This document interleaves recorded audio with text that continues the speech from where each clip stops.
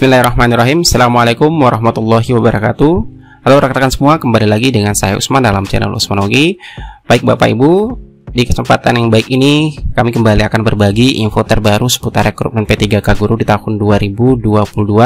Namun sebelum kita ke pembahasan, saya mengucapkan terima kasih kepada rekan-rekan yang selalu setia menunggu info-info yang akan kami sampaikan terkait dengan pelaksanaan P3K Guru di tahun 2022. Karena di video kami yang kami selalu berikan kepada Bapak Ibu terkait dengan informasi-informasi P3K, kami selalu mengajak kepada Bapak Ibu semua untuk berdiskusi di kolom komentar agar informasi yang kami sampaikan ini dibahas oleh Bapak Ibu semua, sehingga ada informasi-informasi tambahan yang bisa rekan-rekan lainnya dapatkan lagi. Seperti itu Bapak Ibu. Namun jangan lupa untuk tekan tombol subscribe-nya dan aktifkan lonceng notifikasi juga bagi rekan-rekan yang baru pertama kali menemukan channel ini agar tidak ketinggalan dengan info-info P3K yang akan kami sampaikan.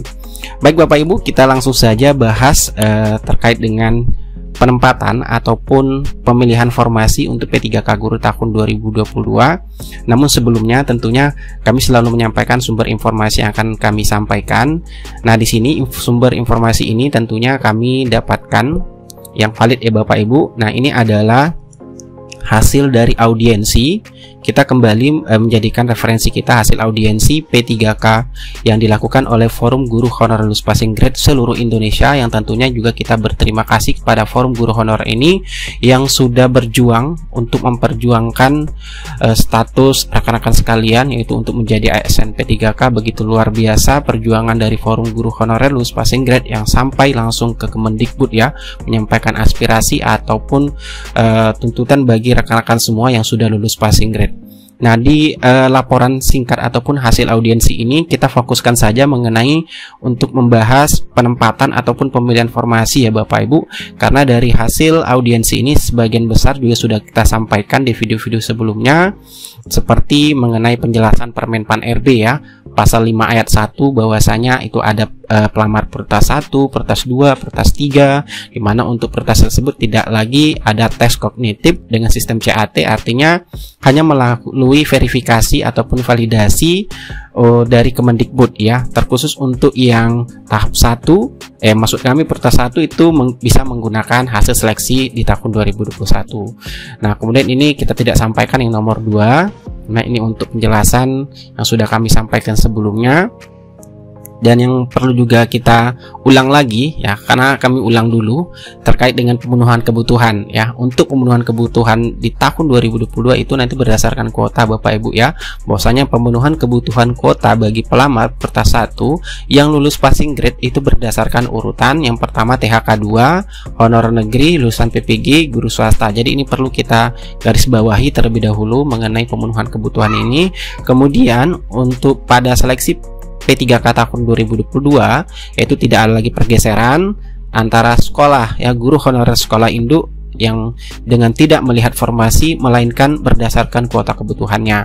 Kemudian jika kuota pelamar Pertas 1 sudah terpenuhi, nah ini Bapak Ibu yang membedakan dari Pertas 1, 2 dan 3 ya, dimana apabila kuota pelamar Pertas 1 sudah terpenuhi maka akan diberikan kuota pada Pertas kedua. Ini sisanya Bapak Ibu ya, artinya apabila masih ada formasi yang belum terpenuhi, kebutuhan yang belum terpenuhi di Pertas 1 akan diberikan kepada Pertas 2.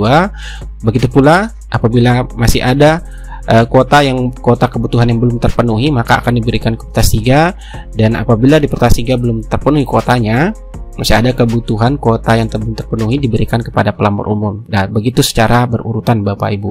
Nah, di sini yang terpenting yang menjadi topik pembahasan kita di poin nomor 6. Nah, mengenai mekanisme penempatan dan pemetaan guru pelamar Pertas itu akan diatur oleh Kemendikbud Ristek Bapak Ibu ya.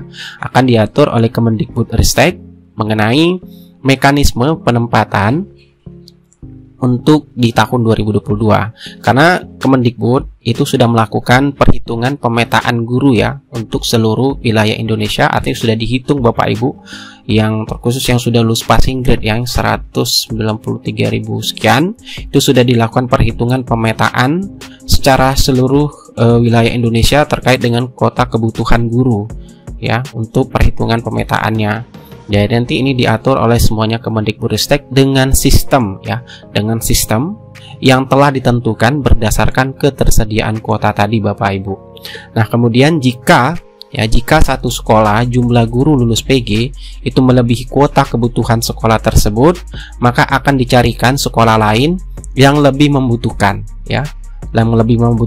tanpa menggeser guru honorer sekolah induk meskipun belum lulus PG. Nah, ini poin pentingnya yang juga menjadi mitigasi risiko untuk mengurangi pergeseran sekolah induk, dan itu yang diinginkan oleh Panselnas pastinya, agar guru-guru yang sudah mengajar di sekolah induk tersebut tidak tergeser, karena itu purpose utama juga agar tidak ada lagi pergeseran seperti di tahun 2021.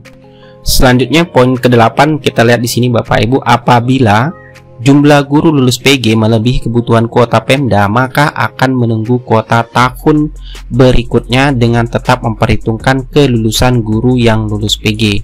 Dalam artian kata Bapak Ibu, data Bapak Ibu yang sudah lulus PG itu sudah dikunci oleh Panselnas data kelulusannya. Jadi kalau ada perekrutan ASN di tahun berikutnya, maka data tersebut yang akan digunakan langsung untuk pengangkatan untuk menempati formasi ataupun kebutuhan guru di tahun berikutnya. Seperti itu Bapak Ibu. Jadi sudah aman data kelulusan Bapak Ibu.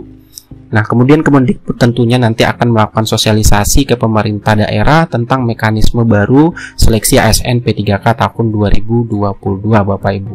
Nah, yang juga menjadi topik yang banyak ditanya mengenai adanya 19.000 guru yang lulus PG yang tidak dapat ditempatkan di tahun 2022. Ini juga disampaikan dalam hasil tertulis rapat audiensi dengan Kemendikbudristek dengan Forum Guru Honorer lulus passing grade. Di sini Bapak Ibu disampaikan, jadi setelah Kemendikbud melakukan pemetaan guru bagi yang sudah lulus PG, yaitu dari jumlah 193 ribuan guru yang sudah lulus PG, memang ada 19.000 guru yang tidak dapat ditempatkan berdasarkan kebutuhan Bapak Ibu, berdasarkan kebutuhan kuota untuk di tahun 2022. Dan nanti ini kita akan lebih bahas jauh lagi di video selanjutnya, karena kita fokuskan di video ini untuk membahas terkait dengan penempatan tadi Bapak Ibu. Nah, untuk lebih jelasnya di sini kami sudah membuat PowerPoint-nya untuk melihat proses ataupun mekanisme penempatannya Bapak Ibu. Nah, ini adalah file yang sudah kita bahas di video sebelumnya Bapak Ibu, silakan dilihat terlebih dahulu untuk peserta-peserta P3K yang tanpa tes dan yang ikut tes di tahun 2022 untuk P3K guru. Kemudian ini juga klasifikasi pelamar yang sudah kita bahas di video sebelumnya, silakan dilihat dulu terlebih dahulu Bapak Ibu untuk klasifikasi pelamar-pelamar prioritas dan umum untuk P3K guru di tahun 2022 yang sudah kita rincikan Bapak Ibu. Bapak Ibu bisa lihat lagi di sini terlebih dahulu. Nah, kemudian untuk pemenuhan kebutuhannya juga ini tentunya sudah disampaikan juga tadi dalam hasil audiensi ataupun di dalam Permen Pan RB nomor 20 tahun 2022 pasal 37. Nah, seperti ini urutan pemenuhan kebutuhannya. Kemudian selanjutnya yang akan kita lebih bahas lagi adalah mengenai penempatan dan pemilihan formasi P3K 2022. Nah, jadi Bapak Ibu, untuk penempatan ataupun pemilihan formasi nanti di sistem itu nanti yang prioritas 1 prioritas 1, kemudian prioritas kedua, prioritas ketiga ini wajib wajib memilih, ini wajib memilih sekolah induk semuanya terlebih dahulu Bapak Ibu apabila di sistem muncul sekolah induk Bapak Ibu, silakan dipilih. Artinya yang dimunculkan sistem itu adalah hasil dari perhitungan pemenuhan kebutuhan yang sudah dilakukan oleh Kemdikbudristek. Karena sudah kita dengar tadi, lihat maksud kami bahwasanya itu dilakukan semuanya by system Bapak Ibu Jadi sekolah induk yang sudah muncul, apabila nanti Bapak Ibu sudah buka akun Bapak Ibu semuanya di SSCSN, muncul sekolah induk, silakan langsung dipilih saja Bapak Ibu. Artinya itu merupakan hasil perhitungan pemetaan kebutuhan yang dilakukan oleh Kemendikbud. Jadi itu untuk aturan pemilihan formasi ataupun dilakukan nanti pada saat pembukaan pendaftaran untuk pemilihan formasinya. Dan selanjutnya apabila di sistem nanti tidak muncul sekolah induk Bapak Ibu, nah tentunya nanti akan muncul sekolah lain. Nah, silakan Bapak Ibu pilih boleh memilih sekolah lain yang juga dijelaskan di dalam Permentan RB. Artinya sekolah lain yang dipilih adalah sekolah yang masih tersedia kebutuhannya selama sesuai dengan serdik ataupun ijazah Bapak Ibu. Jadi juga di sistem nanti Bapak Ibu, sekolah non-induk yang muncul itu adalah sekolah pilihan yang bisa Bapak Ibu pilih tentunya karena sudah dilakukan perhitungan pemetaan kebutuhan by sistem yang dilakukan oleh Kemendikbudristek. Jadi silakan dipilih sekolah non-induk yang masih tersedia kebutuhannya tadi Bapak Ibu. Nah, begitu pula juga untuk prioritas yang kedua, prioritas ketiga, karena aturannya untuk yang prioritas seperti itu Bapak Ibu ya, wajib mendaftar dulu induk, baru kalau tidak tersedia di sistem sekolah induk Bapak Ibu boleh memilih sekolah lain yang masih tersedia, yang tentunya sudah diatur semuanya by sistem Bapak Ibu di portal SS CSN BKN tentunya.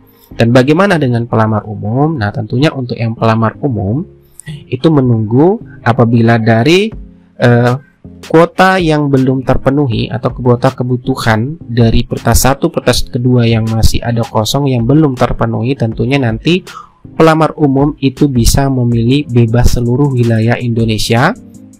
Silakan Bapak Ibu pilih sekolah-sekolah ataupun formasi jabatan yang muncul di sistem Bapak Ibu yang sudah membuat akun SSCSN, nanti dipilih sesuai dengan keberminatan Bapak Ibu untuk memilih sekolah di seluruh wilayah Indonesia untuk yang pelamar umum. Seperti itu Bapak Ibu. Jadi nanti semuanya akan melalui pemilihannya melalui portal SSCSN BKN tentunya. Jadi untuk penempatan dan informasi ini semuanya by system yang sudah ditentukan ataupun yang sudah dihitung pemetaan kebutuhan yang sudah dilakukan oleh Kemdikbudristek. Oke Bapak Ibu, itu pembahasan kita mengenai penempatan dan pemilihan formasi P3K 2022. Sekali lagi, jika kami dalam menyampaikan pembahasan mengenai penempatan dan pemilihan formasi ada kekeliruan, silakan Bapak Ibu koreksi agar rekan-rekan yang lain bisa mendapatkan informasi tambahan dari hasil pembahasan kita bersama-sama di video ini Bapak Ibu. Sekian dari Usmanologi, semoga bermanfaat. Wassalamualaikum warahmatullahi wabarakatuh.